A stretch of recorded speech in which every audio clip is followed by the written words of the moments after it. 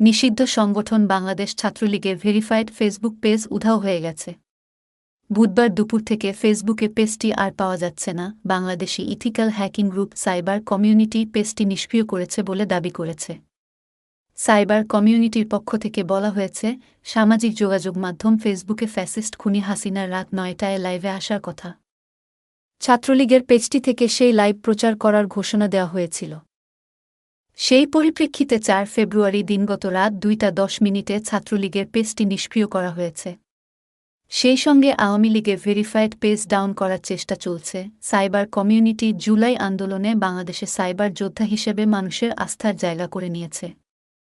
এরই ধারাবাহিকতায় এ উদ্যোগ নেওয়া হয়েছে বলেও জানায় তারা।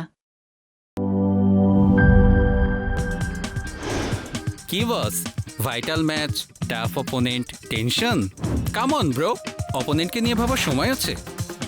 আসল অলরাউন্ডারের কাজই তো হলো যে কোনো টাফ সিচুয়েশনে টিমকে অলরাউন্ড প্রোটেকশন দেওয়া। জাস্ট লাইক মাই টাইলক্স, যার অ্যান্টিব্যাকটেরিয়াল এজেন্ট টয়লেটের কোনায় কোনায় পৌঁছে ৯৯% জীবাণু ধ্বংস করে, টয়লেটের কঠিন দাগ ও দুর্গন্ধ দূর করে টয়লেটকে রাখে ক্লিন আর সুবাসিত। টাইলক্স টয়লেট ক্লিনার, ক্লিন মানেই টাইলক্স।